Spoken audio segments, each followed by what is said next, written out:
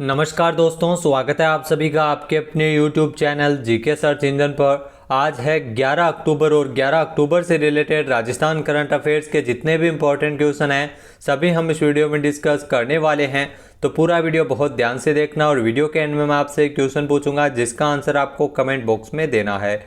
कल के वीडियो में मैंने आपसे एक क्वेश्चन पूछा था जो था हाल ही में 8 अक्टूबर को भारत की सबसे luxury train palace on wheels को हरी झंडी दिखाकर किसने रवाना किया। तो सीएम अशोक गहलोत द्वारा पैलेस ऑन व्हील्स को हरी झंडी दिखाकर रवाना किया गया था, यानी कि ए ऑप्शन इसका बिल्कुल सही था। जिन दोस्तों ने ए ऑप्शन कमेंट बॉक्स में सही जवाब दिया था उनको हार्दिक शुभकामनाएं। भारत की सबसे लग्जरी ट्रेन मानी जाने वाली पैलेस ऑन व्हील्स है वो एक बार फिर से पटरी पर दौड़ने को तैयार है। सीएम अशोक गहलोत ने 8 अक्टूबर को जयपुर के गांधीनगर रेलवे स्टेशन पहुंचकर इसे हरी झंडी दिखाकर रवाना किया था। तो ये शाही ट्रेन है। 12 अक्टूबर से इस शाही ट्रेन का दूसरा tour Safdarjung railway station Delhi से शुरू होगा। आपको बता दें कि कोरोना काल में इस palace on wheels shahi train को बंद किया गया था। एक बार फिर से 3 साल के बाद इसकी शुरुआत है वो 8 अक्टूबर से हो गई है। तो पैलेस ऑन व्हील्स की यात्रा जयपुर से शुरू होते हुए रणथंभौर, बूंदी, उदयपुर, अजमेर होते हुए जयपुर में ख़त्म होगी। चित्तौड़, साथ ही साथ राजस्थान के कई पर्यटन स्थलों की ये इसमें दर्शन है वो करवाए जाएंगे पर्यटकों को। अपनी यात्रा के दौरान ट्रेन अपनी ट्रिप में 7 दिन और 8 रातों के साथ कुल 3000 किलोमीटर तक का सफ़र तय करेगी। इस दौरान यात्रियों को राजस्थान के अलग अलग दर्शनीय स्थलों के है वो दर्शन करवाए जाएंगे। चलिए स्टार्ट करते हैं आज के करंट अफेयर्स। पहला क्वेश्चन है, हाल ही में किस राज्य सरकार द्वारा हस्तशिल्प एवं हथकरघा निदेशालय की स्थापना की जाएगी। तो मोस्ट इंपॉर्टेंट क्वेश्चन है, ध्यान रखना। राजस्थान सरकार द्वारा हस्तशिल्प और हथकरघा निदेशालय की स्थापना की जाएगी, यानी कि सी ऑप्शन इसका बिल्कुल सही है। आइए जानते हैं इंपॉर्टेंट फैक्ट्स। तो राजस्थान सरकार द्वारा हस्तशिल्प एवं हथकरघा निदेशालय की स्थापना की जाएगी। हस्तशिल्प एवं हथकरघा के क्षेत्र में विकास को ध्यान में रखते हुए उद्योग एवं वाणिज्य विभाग के अधीन इस हस्तशिल्प एवं हथकरघा निदेशालय जिसकी स्थापना है वो राजस्थान सरकार द्वारा की जाएगी। इस निदेशालय में उद्योग और वाणिज्य सेवा के अधिकारियों के अतिरिक्त उद्योग एवं वाणिज्य विभाग के अधीन संस्थानों के अधिकारियों की भी प्रतिनियुक्ति के आधार पर सेवाएं ली जाएगी। राजस्थान में हस्तशिल्प को प्रोत्साहन देने के लिए 17 सितंबर 2022 को राजस्थान की पहली हस्तशिल्प नीति भी जारी की गई थी जो 31 मार्च 2026 तक प्रभावी है। तो ये आप जरूर ध्यान रखिएगा, 31 मार्च 2026 तक राजस्थान में हस्तशिल्प नीति जो राजस्थान की पहली हस्तशिल्प नीति है 17 सितंबर को जारी की गई थी। हस्तशिल्प के क्षेत्र में आगामी 5 वर्षों में 50,000 रोजगार के नए अवसर उपलब्ध करवाने का लक्ष्य रखा गया है। पहली हस्तशिल्प नीति जारी करने वाला राजस्थान देश का तीसरा राज्य बन गया है जहां अलग से यह नीति अस्तित्व में आई है। इससे पहले असम और ओडिशा में भी अलग से हस्तशिल्प नीति जारी की गई थी। नेक्स्ट है, हाल ही में 7 से लेकर 8 अक्टूबर 2022 को राजस्थान में किस थीम पर इन्वेस्ट राजस्थान समिट का आयोजन किया गया था। तो ये मोस्ट इंपॉर्टेंट क्वेश्चन है, आप ध्यान रखना। कमिटेड एंड डिलीवर्ड इस थीम पर इन्वेस्ट राजस्थान समिट है जो 7 से लेकर 8 अक्टूबर तक आयोजित हुआ था, यानी कि बी ऑप्शन इसका बिल्कुल सही है। कमिटेड एंड डिलीवर्ड थीम पर इन्वेस्ट राजस्थान समिट का आयोजन किया गया था राजस्थान में। आइए जानते हैं इंपॉर्टेंट फैक्ट्स। तो निवेशकों को राजस्थान में आकर्षित करने के उद्देश्य से इन्वेस्ट राजस्थान समिट जिसका आयोजन 7 से लेकर 8 अक्टूबर तक किया गया था, इसमें थीम रखी गई थी कमिटेड एंड डिलीवर्ड। जी हाँ, जयपुर में प्रदर्शनी एवं कन्वेंशन सेंटर JCC सीतापुरा में इसका आयोजन किया गया था। इस अवसर पर इन्वेस्ट राजस्थान समिट के दौरान 33 औद्योगिक इकाइयों का शिलान्यास तथा 18 औद्योगिक इकाइयों का लोकार्पण भी किया गया था। प्रदेश में अब तक 1,93,759 करोड़ रुपए का नया निवेश आया है। इस निवेश से 2 लाख से अधिक लोगों को रोजगार के नए अवसर मिल सकेंगे। साथ ही साथ इस इन्वेस्ट राजस्थान समिट के दौरान रिको के 25 नए औद्योगिक क्षेत्रों का उद्घाटन भी किया गया था और राजस्थान निवेश प्रोत्साहन योजना जी हाँ रिप्स 2022 को भी लॉन्च किया गया और 6 हस्तियों को राजस्थान रत्न पुरस्कार भी दिए गए थे। नेक्स्ट क्वेश्चन है, हाल ही में प्रधानमंत्री नरेंद्र मोदी जी ने राजस्थान में कितने नवनिर्मित मेडिकल कॉलेजों का लोकार्पण है वो पीएम मोदी द्वारा किया जाएगा। तो राजस्थान के 4 नए मेडिकल कॉलेजों का लोकार्पण पीएम मोदी 14 अक्टूबर को करेंगे, यानी कि सी ऑप्शन इसका बिल्कुल सही है। आइए जानते हैं इंपॉर्टेंट फैक्ट्स। तो चित्तौड़गढ़ सहित प्रदेश के 4 नवनिर्मित मेडिकल कॉलेजों का लोकार्पण किया जाएगा, सौगात मिलेगी। प्रधानमंत्री नरेंद्र मोदी और मुख्यमंत्री अशोक गहलोत है वो 14 अक्टूबर को वर्चुअल रूप से गंगानगर, चित्तौड़गढ़, सिरोही और धौलपुर, ध्यान रखना, गंगानगर, चित्तौड़गढ़, सिरोही और धौलपुर के मेडिकल कॉलेज का लोकार्पण करेंगे और बूंदी, बारां, करौली, सवाईमाधोपुर, झुंझुनू के मेडिकल कॉलेजों का शिलान्यास भी करेंगे। तो 14 अक्टूबर को चित्तौड़गढ़ के साथ गंगानगर, सिरोही, धौलपुर में नए मेडिकल कॉलेजों का लोकार्पण किया जाएगा 14 अक्टूबर को। नेक्स्ट है, राजस्थान के किस जिले में प्रदेश का पहला सीपीआर ट्रेनिंग सेंटर शुरू हुआ है? तो ये ध्यान रखना, प्रदेश का पहला सीपीआर ट्रेनिंग सेंटर है वो जोधपुर में शुरू किया गया है, यानी कि सी ऑप्शन इसका बिल्कुल सही है। आइए जानते हैं इंपॉर्टेंट फैक्ट्स। तो जोधपुर में शुरू हुआ है प्रदेश का पहला सीपीआर ट्रेनिंग सेंटर। यह कॉम्प्रिहेंसिव रिसिस्टेशन ट्रेनिंग सेंटर है जो पूरे राजस्थान का पहला होगा।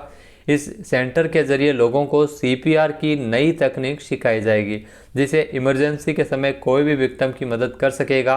तो आपको बता दें कि हेल्थ वर्कर्स पब्लिक को सिखाएंगे जो कार्डियक अरेस्ट आता है, जिसमें मरीजों की जान है वो कैसे बचाई जा सके सीपीआर के माध्यम से। जी हाँ, डॉक्टर संपूर्णानंद मेडिकल कॉलेज में जोधपुर में एक कॉम्प्रिहेंसिव रिसिस्टेशन सेंटर है, ट्रेनिंग सेंटर है वो शुरू हुआ है। इस ट्रेनिंग सेंटर का उद्घाटन principal and controller doctor Dilip Kachhwaha और मुख्य अतिथि national secretary Indian society of anaesthesia doctor Naveen Malhotra के द्वारा किया गया था। नेक्स्ट क्वेश्चन है, हाल ही में किस राज्य में राज्यपाल से मुलाकात करने वाले आगंतुकों के लिए राजभवन में स्वागत ऑनलाइन अपॉइंटमेंट सॉफ्टवेयर लागू किया जाएगा? तो ये ध्यान रखना, राजस्थान के राज्यपाल कलराज मिश्र तो राज्यपाल से मुलाकात करने वाले आगंतुकों के लिए राजभवन में स्वागत ऑनलाइन अपॉइंटमेंट सॉफ्टवेयर लागू किया जाएगा, यानी कि सी ऑप्शन इसका बिल्कुल सही है। आइए जानते हैं इंपॉर्टेंट फैक्ट्स।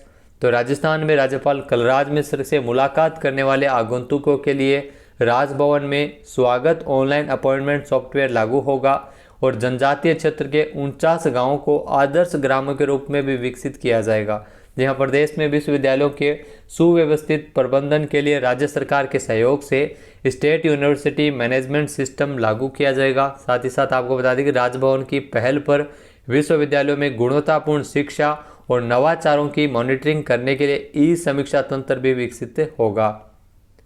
नेक्स्ट है, केंद्र सरकार के कर्मचारियों के अनुरूप भी राजस्थान के कर्मचारियों के महंगाई भत्ते में कितने प्रतिशत की बढ़ोतरी की गई है?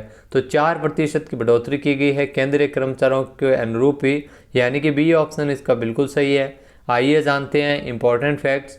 तो हाल ही में जो राजस्थान सरकार ने केंद्र सरकार के कर्मचारियों की तरह ही जो राजस्थान के कर्मचारियों को भी महंगाई भत्ते में 4% की बढ़ोतरी को मंजूरी प्रदान की है। सीएम अशोक गहलोत द्वारा यह स्वीकृति प्रदान की गई थी।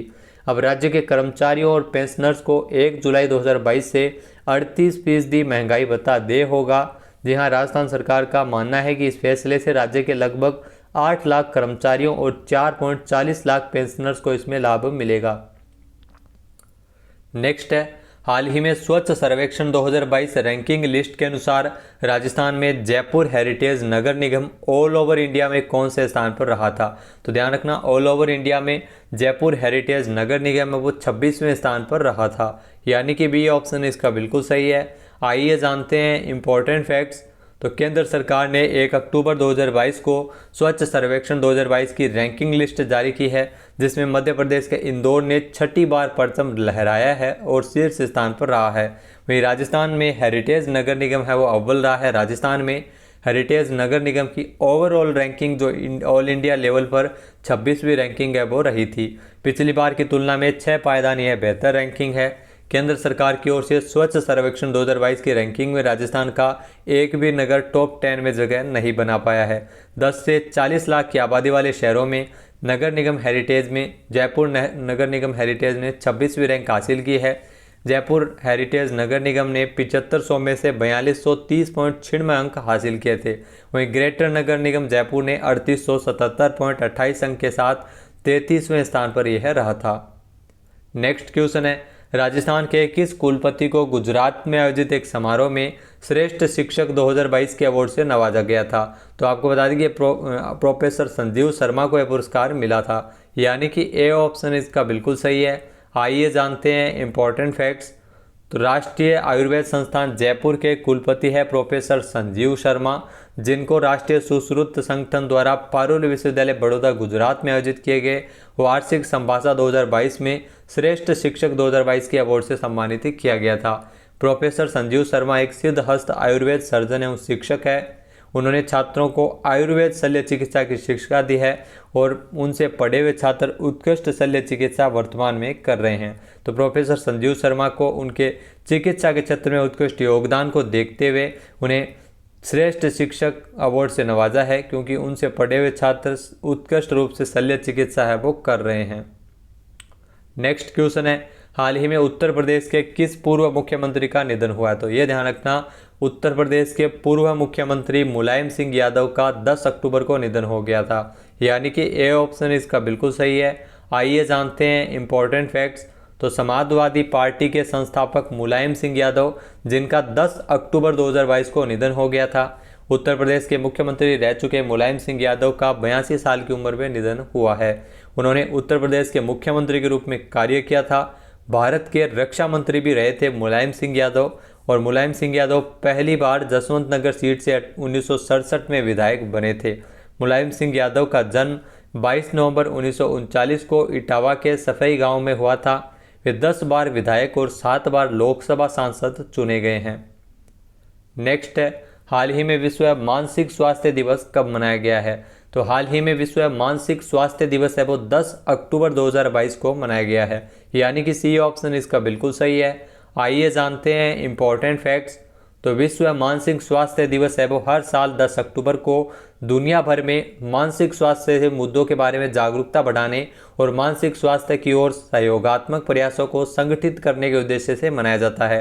पहली बार विश्व मानसिक स्वास्थ्य दिवस है 1992 में world federation of mental health की पहल पर मनाया गया था। इस साल की जो विश्व मानसिक स्वास्थ्य दिवस की जो थीम रखी गई है वो है 2022 की थीम है make mental health for all priority.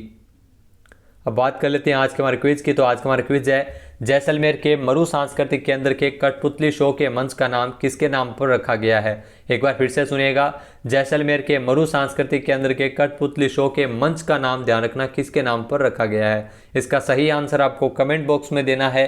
और अगर ये वीडियो आपको पसंद आए तो इसे लाइक और शेयर करना बिल्कुल न भूलिएगा। चैनल पर नए हैं, सब्सक्राइब नहीं किया है तो अभी सब्सक्राइब बटन पर क्लिक करें। PDF फाइल आप वीडियो के डिस्क्रिप्शन बॉक्स से डाउनलोड कर सकते हैं और इस क्वेश्चन का आंसर आप वोट करके भी कर सकते हैं। वीडियो देखने के लिए धन्यवाद। जय हिंद, जय भारत, जय राजस्थान।